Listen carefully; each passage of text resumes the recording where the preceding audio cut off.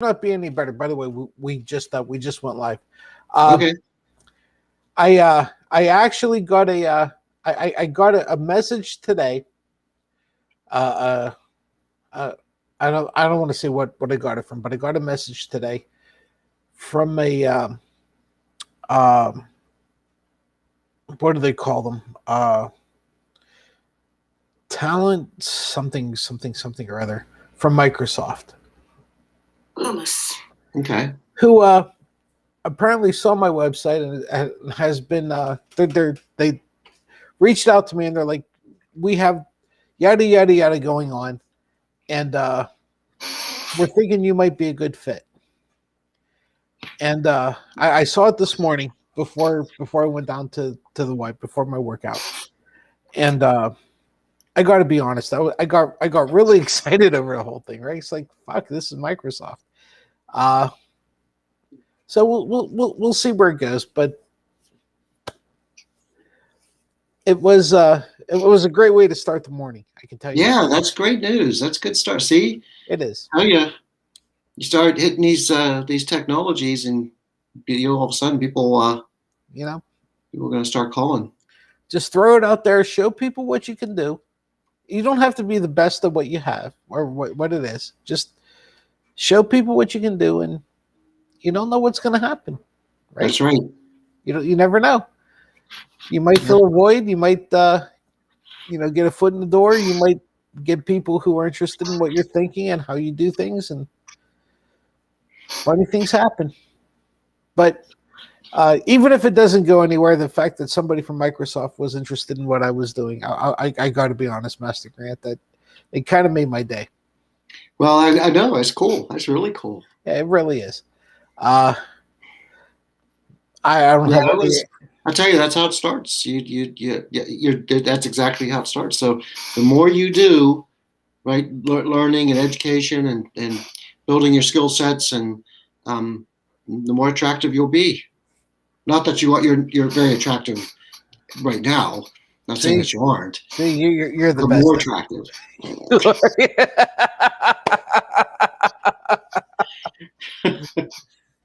You're the best.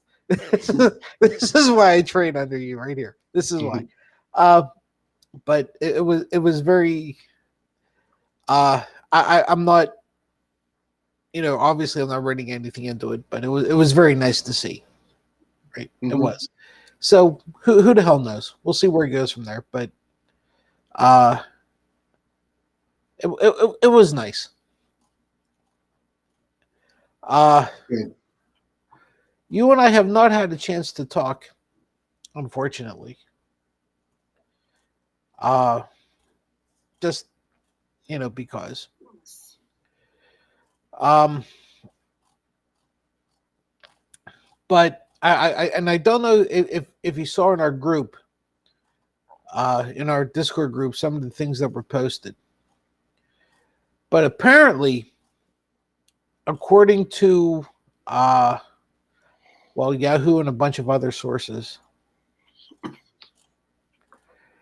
the only people who are going to the hospital,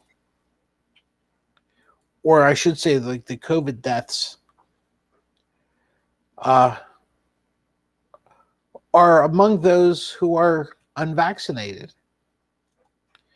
According to the AP, nearly all COVID-19 deaths in the U.S. are now in people who weren't vaccinated, a staggering demonstration of how effective shots have been, and an indication that deaths per day, which is really important, deaths per day, now down to under 300, could be practically zero if everyone eligible got the vaccine. And at this point, the only people who aren't eligible are what? Toddlers, right? Yeah. An AP analysis of available government data from May shows that a quote breakthrough infections in fully vaccinated people accounted for fewer than 1,200 of more than the 853,000 COVID-19 hospitalizations. That's about 0.1%. Basically, your chances of getting of getting the virus or going to the hospital is 0.1%. Shiloh, 0.1. Uh, I want, and the point is, I want to emphasize that it's not 1%, it's 0.1%. So there are a number of people who are getting hospitalized who have been vaccinated, but that number is so incredibly small that it's almost ridiculous to even talk about 0.1%, right? So we're less than, well, it's 0.1%. The odds of you getting this vaccine, or I'm sorry, coming down with this, even with all the different variants that are going on, even with all the different the way this thing has mutated, the idea that you still have a 0.1% chance of getting it if you've been vaccinated, like you and I have both been, that's extraordinary. And it kills me that there are still people at this point who are willing to take that chance, because according to this AP article, and it's been around all over the place, right? The only people who are coming down with symptoms now, the only people who are getting hospitalized now, are the people who didn't get the shots, who didn't get the vaccine. I want to hear your reaction to that, and then I want to elaborate on it a little bit. But let's start with that. So go ahead. You know, first of all, it's just the data just is common sense. I mean, you don't. So it's common sense that the people who are not vaccinated are the ones getting sick. There's a Delta variant now that's out that's even more contagious and actually more trouble than the other one, and it's highly contagious, and so it makes sense that if you're not vaccinated, your odds now are you're probably going to get sick, even if you were sick once already. You may get sick again. I mean, it's yeah, and people who don't want to get vaccinated, that's their right. That's their right. They don't have to. But at the same time, they got to know the risks, right? There's consequences of your actions. And so consequences is that you could get very sick and you go to the hospital and you could potentially die. That's what I think. I just hope that information, the people weigh that seriously enough when they make their decision that they're not going to get vaccinated. Well, okay. You're also putting your other people in harm's way because you get sick and you give it to others. So you're part of the contagious problem. But I know I've know people who are just hardcore dead set against it, and well, they've got their reasons. I don't know if we'll be able to convince them, but it's something we can't make it mandatory. No. If we lived in North Korea, we could, but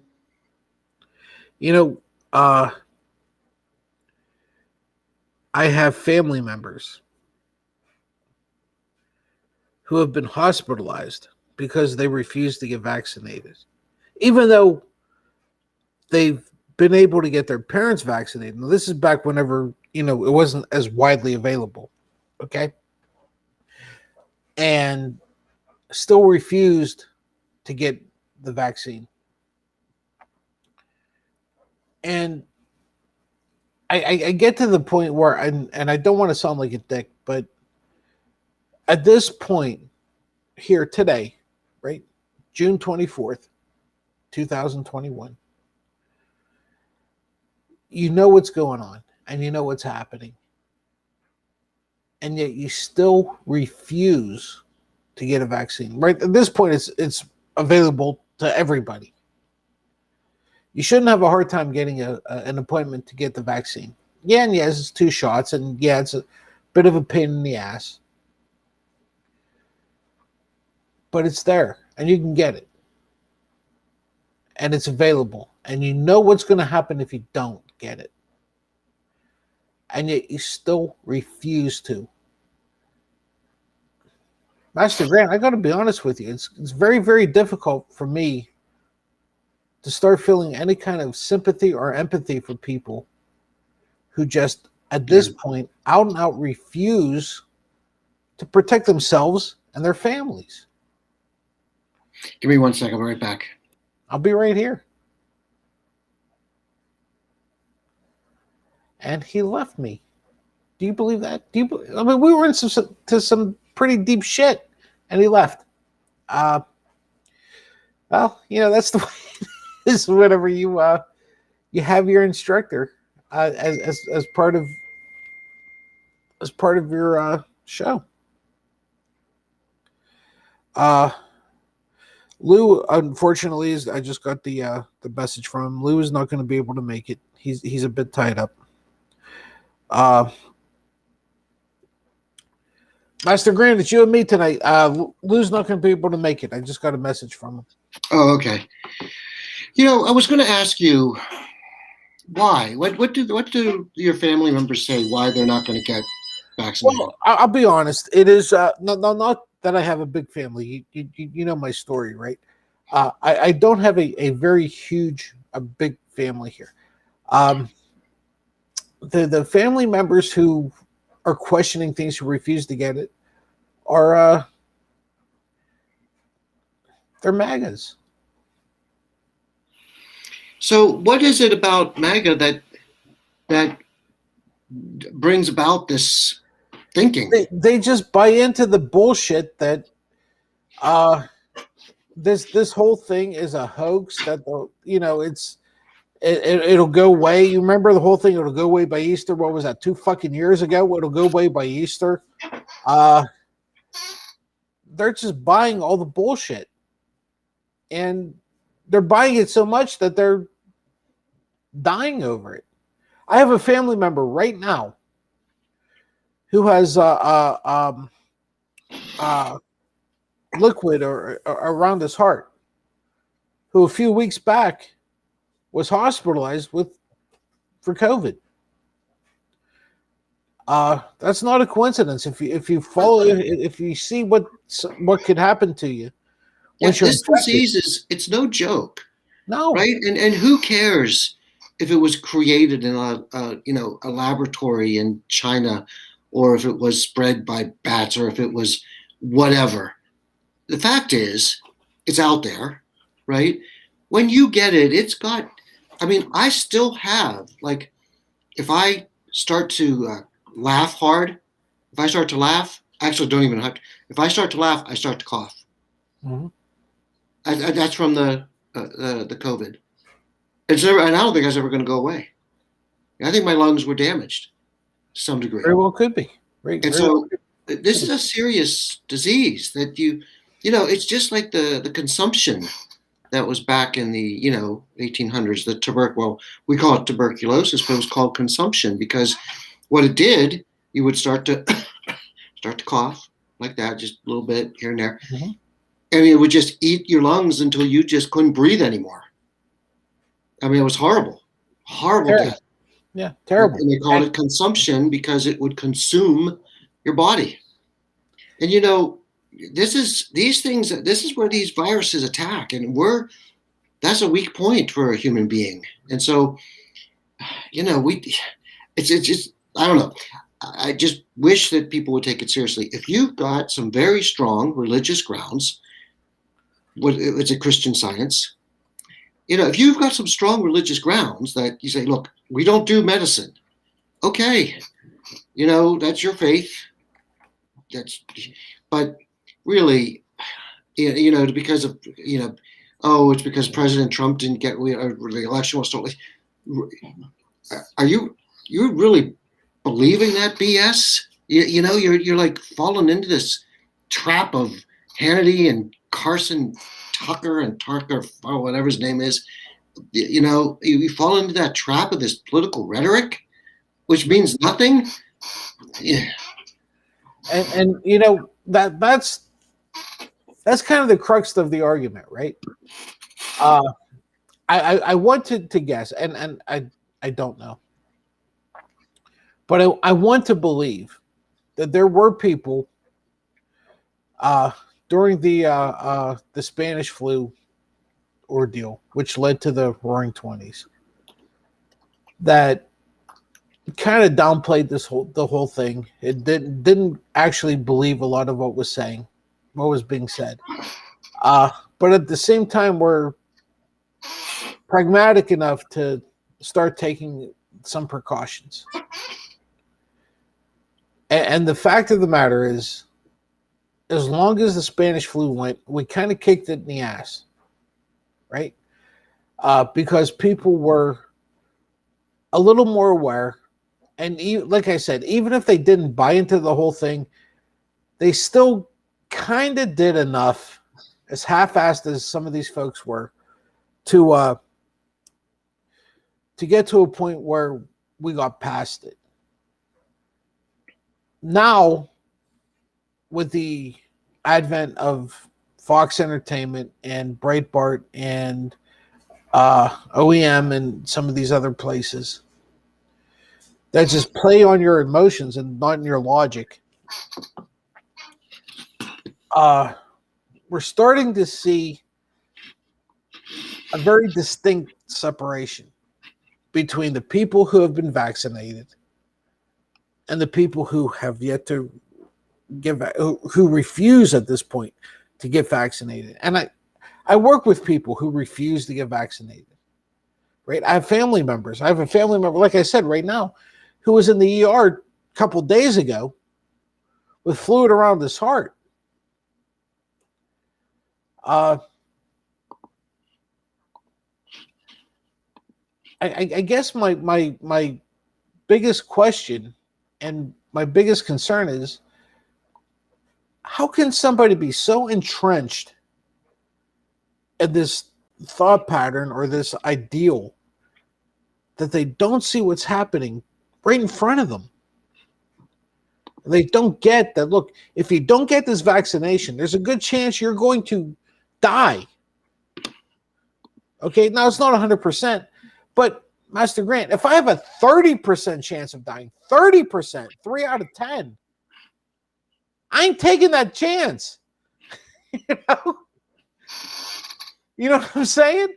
Call me crazy. 20%. I still don't want to take that chance. Because there's still a chance I'm going to roll snake eyes and I'm dead. I don't understand the logic. I just don't.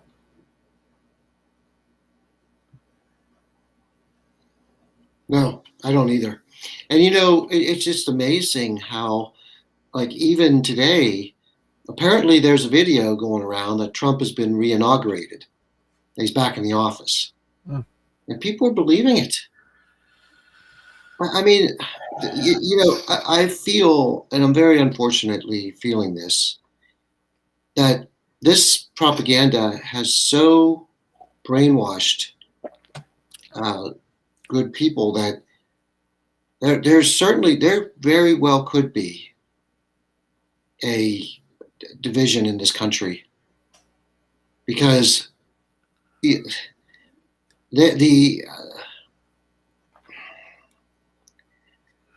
this I'm right, you're wrong, you know, it is just so it's so stressed so strongly.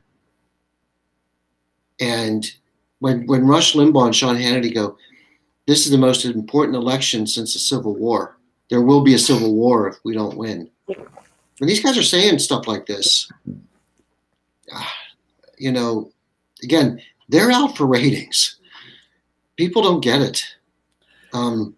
They believe it. They're hook, line, sinker, sucked into it. And then when they say that, then when you get preachers up in the pulpit saying, if if you are a Christian, you got to be Republican. You can't be you call them Democrats. Now when your preachers are saying this garbage, and these are, remember, most people are I wouldn't say simple-minded, but they're just not highly educated. And in fact, elitism is, if you're intellectual in any way, you're an elitist snob. So it's actually like, yeah, if you're smart, you're bad. I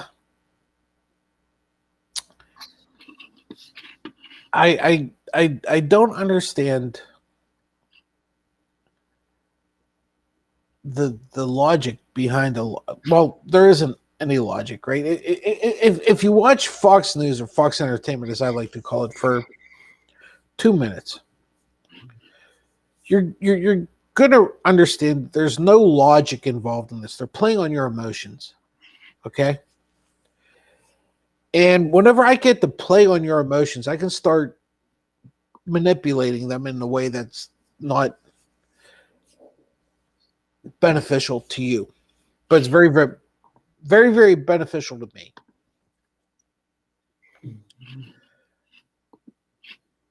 I sometimes wonder, and I'm all about having different opinions and different views on subjects, right? I am, and I've told anybody who's ever listened to me for longer than 5 minutes that the last thing I want is for everybody in the world to think the way I do. I don't want anybody justifying my views, and I don't want a whole lot of people agreeing with my views because I constantly want to be challenged. Okay, and I use my religion as a barometer, right? I constantly want to be challenged as to why I believe what I believe and why I feel how I feel and why I subscribe to the religion that I subscribe to. You and I are both Roman Catholic, right? And so I want people from other denominations and maybe even other religions altogether to question me about why we do what we do, why we, the doctrines of our church. But at the same time, I'm looking at people who are seeing people around them dying.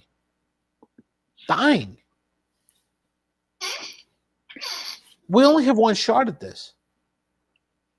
Who are dying far too young. And they're looking at each other and they're constantly making excuses for their decisions. And I wonder what happened. What is it about you?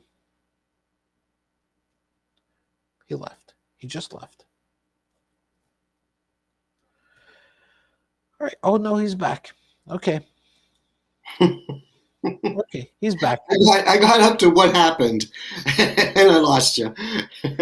I wonder what happened to people who sat there and said, this is the truth. This is what I'm saying. This is the things that are actually happening.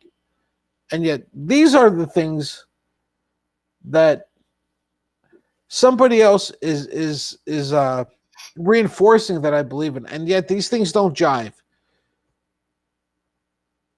And So no one sat there and said, you know what, maybe my views are a little skewed. Yeah. So let me ask you something. Okay. When I say, when I mention the religion of Islam, what comes into your mind? What would I say you should investigate the religion of Islam and consider being a Muslim? What comes into your mind? Just speak truthfully. I honestly, I don't know. I mean, I sit there and I say, oh, I guess my question is, okay, why are you telling me this? What is it about? Because I want to hear what your initial gut reaction is to the religion and and then just be honest. What do you feel? Would you ever consider it for yourself? Would I ever consider myself changing religions to Islam? Um, Okay, so no, what I'm trying to get at, no, what I'm trying to no, get I wouldn't. I wouldn't. But however, no, I mean, I'll just stop it there. No, I wouldn't. No, now, is it part of it partly because of all the negativity that you hear about it? no. For me, no. Yeah, okay. Uh, I can understand how people would have a response to the negativity that they hear about it, but for me, no. Okay. Um, No, well, it's because as you're much as I disagree with my religion, I have no chance. I have no intention of changing. so the reason I'm bringing this up is because I wanted to point out how our because we live in a Christian society and because we live in a Western society, our entire view of the religion of Islam is completely jaded by those two factors, Yes. right? And so, you know, all we ever hear is, you know, fear and terror, and um, they're out to kill you, and they, Yeah. you know, and then we don't hear anything at all good. Now, you're an exception, of course, because you're a very thoughtful person. Um, so, but most people would just say that no, I would never. That's a religion of the devil, or you know, it's you know, they're going to go and cut your hand off or fingers off, and or what, cut your head off, or you know what, and we don't really hear a, a, a fair assessment of it. It's not taught in schools. Nope. Um, and it certainly is not taught off the pulpit. Oh God, no, no. And so, you know, it's like, but then, and it really, like, uh, for me, it's just like if you go and listen to Rush Limbaugh, he's dead, thank goodness. But if had you went and listened to Rush Limbaugh for a week, at the end of that week, you would be feeling differently, right? Oh You sure, would absolutely. have different feelings. And if you, the same thing with Islam, if you spend a week with a true Islamic imam preacher, at the end of that week, you would be your feelings on Islam would be completely different from what they are, Oh sure. because, well, Rush Limbaugh guided people in the wrong way. A preacher of a religion, be it Islam, be it Sikh, be it Buddhism, you know, they will guide you in the right way, right? They will Right. teach you the truth about what they believe, and all, and you'll feel like, holy crap, everything everything I ever knew about you guys was a bunch of Right. hogwash. And And then you start to see that how pervasive this media, this messaging is. And so, you know, and it's the same could be true. The same is true for politics, and even on a bigger scale, because unlike religion, which is something that's extremely deep and personal to each individual, you know, politics, they're actually out to convert you. They're actually out to change you. They want you. The Republicans want you on their side, right? right. Sure they do. The Democrats, Lord knows what they want. Yeah, they don't even know. so, so you know, and Republicans, this isn't about really. This is politics. So they are just a lot more avant-garde with how they're going to attack and come at. And anyway, that whole point I was trying to make there was, you know, when you're able to be with someone who speaks truth, who speaks honest and open, you'll get a completely different Oh sure. understanding of something. And Absolutely. so, if you were with a Republican who was, you know, blue, well, red, they're red, you know, just a true believer Republican, true Republican, you know, um, they would definitely give you something that's a lot different from the crap that you're hearing on the radio and the news. Same thing with the Democrats. You know, it's like we villainize AOC. We're not saying we. Fox News does. The right wing media does. They villainize her, right? But if you go and you actually just mean, first of all, you have to have an open mind. You can't go being but if you go with an open mind and an open heart and just say, I'm going to listen, well, you're going to be able to see, oh, yeah, she has some good points. Oh, I've always said, with as much damage as she has done to the Democratic Party, and I firmly believe she has done some damage to it. She's been legit and she's been honest. And maybe the damage she's done isn't necessarily a bad thing. Right? But you make some good points. My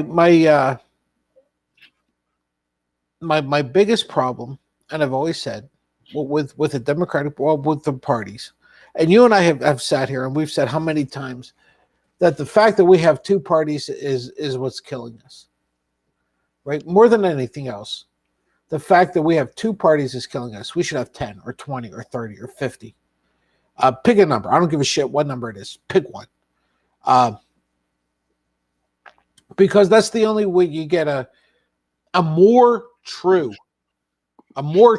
representation of our country. We have a melting pot. Okay, it's not like England or any place else in the world. We have a melting pot. And all views and all opinions need to be represented, and ideally should be represented equally. Because that's the only way we're going to make our way through this whole thing. But when we only have two, and we're either a Democrat or a Republican, or, in our case, an independent, where we have very liberal views and liberal leanings in a lot of cases, that doesn't make us Democrats. That just makes us very liberal in how we view things. However, in a lot of cases, we're also very conservative, right? With the structure the way it is right now, we are not truly represented. Okay, we're not. We have to pick a category, and so we choose the one that best represents us, but not the one that truly represents us. And I think that's a problem. And I think that's a shortcoming of this idea of you're either a Democrat or a Republican. You're either a liberal or conservative. And there's nothing in between. And I think that that handcuffs us quite a bit.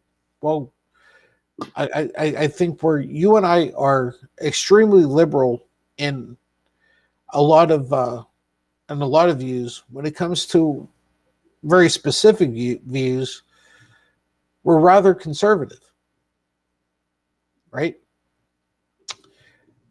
And yet we have to kind of choose which one is the one that best represents us, but not the one that truly represents us. And I think that is a huge, huge problem. And I think that as generations come and go,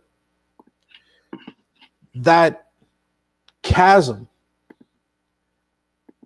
is going to show its face a lot more than a lot of people are willing to realize, or willing to admit, I should say, not realize, but admit.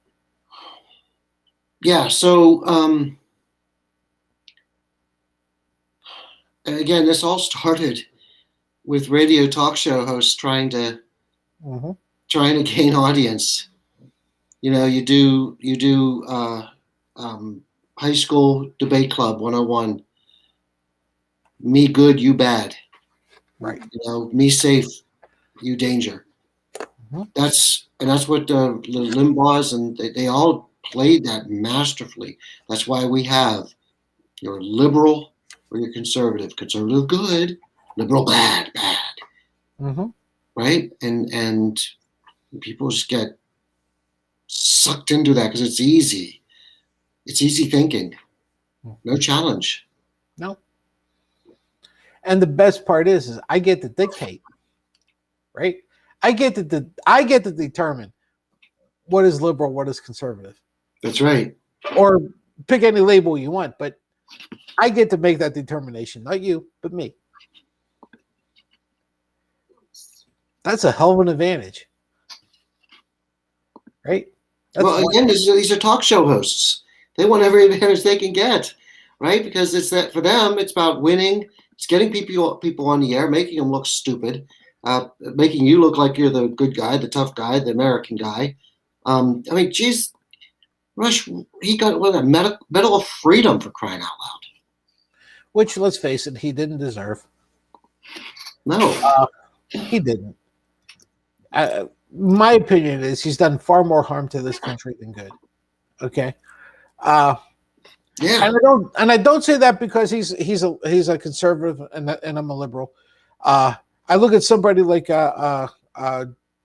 George Will, who I think has done far more good than bad, and he's as conservative can be. Right? But if you're going to compare and contrast him and Limbaugh, it's not a contest. Sorry, it's not. And he was in the media. He made his bones. He earned his bones in public discord, just like Limbaugh did. Right? But when you sit there and you listen to what this guy says, you probably, if you're, especially if you're on our side, don't agree with him at all. But you look at him and you say, you know what? There's some legitimacy there. And there's a debate that we can have. And something positive is going to come from this debate. Where you look at that same dynamic, only move George Will out of the equation and put Rush Limbaugh in there. And there's no positive that comes out of anything. Right. It doesn't. There's no positivity that can be achieved. Mm-mm. And I wonder if that's a flaw with the two-party system or just how we subscribe to things. What do you think? I think there's a big mixture there. I think the two-party system allowed that type of rhetoric to happen, us versus them. Had we had 4 or 5 parties, that couldn't have worked, Right? As well. I agree. I think it's also a reflection on when CNN and the global, the cable news networks came out, and they weren't beholden to anything. Watch some of the old journalist shows. They were very strict. Journalism was journalism, right? Right. It wasn't who, what, where, and what's your opinion on it. There was it was local to Chicago at the time. It was a show, and I'm sure we've all had them. At Master Grant, you could probably rattle off, 2 or 3 that were equal to it. That was called Point and Counterpoint. Yeah, I remember. Remember that? Mm-hmm. Right? If you were lucky, you caught. I think it was on PBS. And if you were lucky, every now and then you would catch a show, right? And things were very black and white then. You could tell whenever somebody was doing a counterpoint just to be the counterpoint from the point, right? It was very obvious. But the point was there was an equality that was there that we don't get on one network anymore. And I don't know what, like I said, I want to say it was PBS, where you could have a point and a counterpoint. And my feeling is most people kind of fell in that gray area where, it's like, I agree with you, but I also kind of agree with you on this subject. And on the other subject, it's like, I don't agree with you, but I kind of agree with you. And then we go on to the next subject where it's like, okay, now I agree with you, but no, I don't agree with you. And it just went down the line, right? And to this day, I think that if people are being very honest, that's where they are. However, we don't have the opportunity to do that. So we have to fall into two different camps. Mm-hmm. And I'm not exactly sure that's such a positive thing. No, it really isn't. It really isn't. It's like, don't, you can't label me. I mean, uh, I've got some very socialist views, and I have some very conservative views. Right. Um, so like, what am I? So I'm neither, right? I believe in government healthcare. I Mm-hmm. believe in government education, universal education, universal healthcare. Those are all Mm-hmm. socialist ideas, Yep. But on the fiscal side, I want to get rid of the Senate to save money. I mean, I'm as conservative. I'm more conservative. I want to. I throw auditors all over that Capitol and get rid of every single, overdrawn bank. All these things that these congressmen and senators have gone. You Right. know, um, so you wouldn't find anybody as crazy conservative as I am fiscal side. And there's other things as well that other views that I have that are over here. It sounds like my ideology. um, but yeah, it's the it's that. But being able to label again, like it kind of goes back to you can't really put a label on me, right? So, but what if you could? If you just said, "Oh, you're a socialist," you're labeled. Boom, you're bad. Socialism, bad, right? We're gonna destroy the country. Um, going to take all the rich people's money, all the hardworking, wealthy people's money, and just give it to me to give it to deadbeats. All that ridiculous garbage that's out there, and yet it's just like the points that I was making back with the religion and sitting with somebody for. If you really sat down and understood socialism, you may not agree with everything, but you're also going to say, oh, this really isn't the evil empire that I've been led to believe it to be. I don't understand this idea that we have to agree with everything, though. I guess that's the part that really kind of throws me off the deep end is why is it so necessary that I agree with you? Why is it not enough that I respect your opinion even though I don't agree with it enough? I don't, like I said earlier, I don't want people to agree with me. If I did, holy shit, if everybody I knew agreed with my views, holy shit. Dude, that's terrible. That's absolutely terrible. I'm not challenged.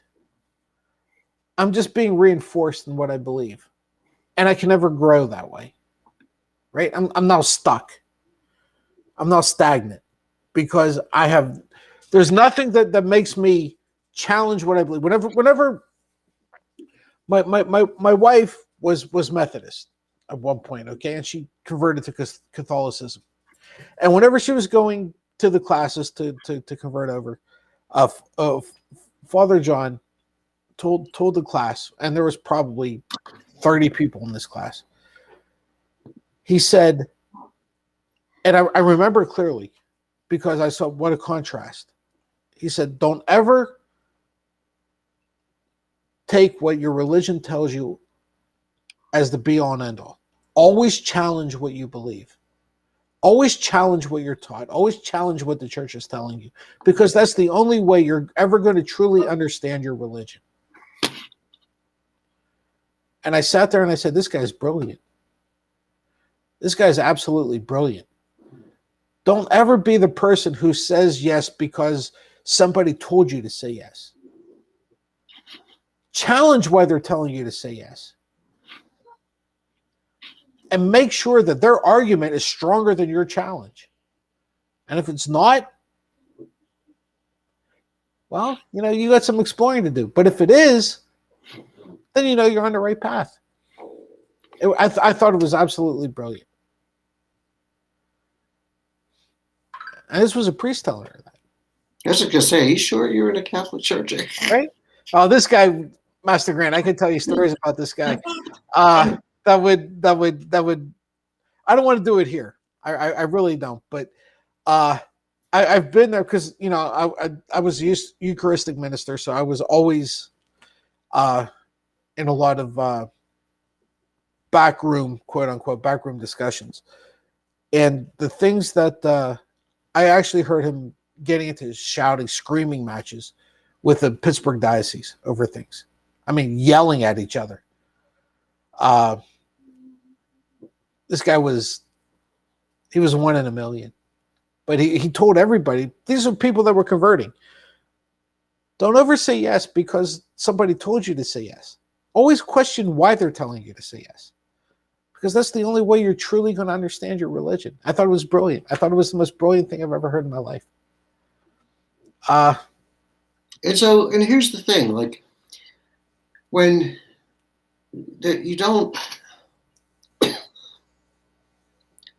you shouldn't expect people to agree with what you say or believe what you say. I never want to. But they should have the decency to listen to you and think about what you're saying. Right. They may come to believe in what you say, or they may have already been on the fence and maybe got pushed over to it by your argument or what you're saying. Yep. Those things happen. But if you're coming from a completely different, so if you're a MAGA person and if you were on this show right now, you'd be so pissed off and you'd be yelling and screaming anti-Americans and go live in wherever, don't like this country, get out, we don't want you anyway, because we're here having a discussion. And I would give that person his or her chance to speak whatever the truths they believe in, right? And I'm, if we're in a talk show like this, then I'm going to give my counterpoint to it. And I would expect them, but I wouldn't do it like, if, of course, we make a lot of jokes, right? But between ourselves, we're all on the same wavelength. But let's just say we had a true person who was here who was right leaning and I wouldn't be facetious. I wouldn't be antagonistic. But I would point out discrepancies or what I consider fallacies, or if it's just a different point of view. Well, we always want to challenge each other and ourselves. They want to build a wall. Okay, why? Why? What's you think the money is well spent doing that? How much money is it going to be? Yeah, questioning. Right. And then just like when I say things like, "Oh, I want." I believe that we should have universal health care. They can ask me why. How are you going to pay for it? Right? And that's good. We're challenging each other. Right? It's supposed to be back and forth and talking and communicating. One of the things that I really wanted to say tonight on the show, which was really, of all the news today, what really made me happy was that Biden came out and said we've come to an agreement. Because for me, it wasn't about the details of the agreement. It was that the Republicans have broken this. We're not doing it. We hate you. Mitch McConnell. They've broken that thing and they actually got to the table and they hammered it out. It was give and take. It was, okay, we don't want this, but if you do that, back and forth. That's what it's supposed to be, right? Yeah. That's how it's supposed to operate. And I give credit to Joe Biden because he was in politics long enough to know that's the only way anything ever gets done. Otherwise, it's just constant stalemate. And why the heck are why are we even electing these idiots then? If nothing's going to happen, why are we paying them if they're just going to say Mitch McConnell said no, so I got to say no? Yeah, I always said, I don't care what party it came from. I truly don't. I could give a shit less. But good policy survives the test of time. Right? And at the end of the day, if your bridges stay up, if your roads are good, if you have a decent wage, if you got just go on down the line. If you benefit from it, or if we as a society benefit from it, Social Security is a great example. Do you really give a shit which party started this whole thing? Do you really care? No. It's a universal plus for everybody involved, everybody in the country. Who cares if it was a Democrat who started it or a Republican who started it?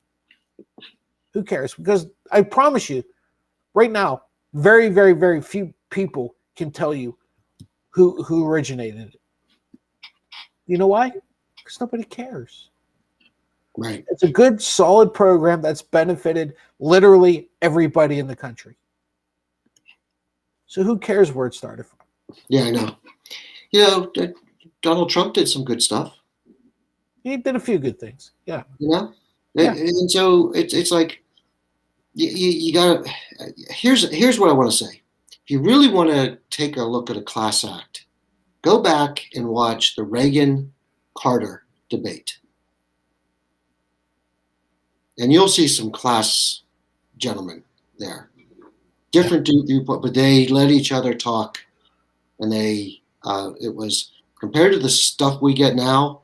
Yeah. That to me was, and again, it doesn't matter which side you're on, who you thought was right, who you thought was wrong. Just look at the way those two men handled themselves, with etiquette, with decency, with and you know what you saw? You saw the integrity of each person. Yeah. Right. Whether you agreed with them or not, you saw their integrity. Yeah. And at the end of the day, that's all that matters. Yeah. That's it. Not like the debates now where they're just talking over each other, calling each other idiots, and right. Who could get the quickest. Who can get the 5-second soundbite that they can put on whatever network. Mm-hmm. Yeah. It's terrible. It's terrible. You know what, sir? That's a great place to end this tonight. I didn't get my 5-second soundbite though. Well, yeah, but I didn't either. I need my 5-second soundbite. Well, okay, go ahead, do something. I'll take my 5-second soundbite from me. And there it is, my 5-second soundbite. There it is. Don't take my soundbite from me. Everybody, we will be back tomorrow for Friday to finish out the week. Same bad time, same bad channel. Hopefully you guys had a great week. Hopefully you have a great weekend. But we will be back tomorrow. Lou will probably be with us tomorrow, so it'll be 3 of us. If not, well, I know why he didn't show up today. He's still hungover from his time out on the beach. Well, that, and he's scared. He doesn't want to face me. He doesn't want to face me because he knows. He knows. Yeah. 2 hours away. Simple, easy drive. Could come on down. He could have. You know what? He doesn't have that excuse tomorrow, though. If I were you, yeah, I'd kind of give him hell. I'd give him a lot of hell. Okay, sir. We will talk to everybody tomorrow. Until then, like we like to say, goodbye, good luck, and God bless. We'll see everybody tomorrow.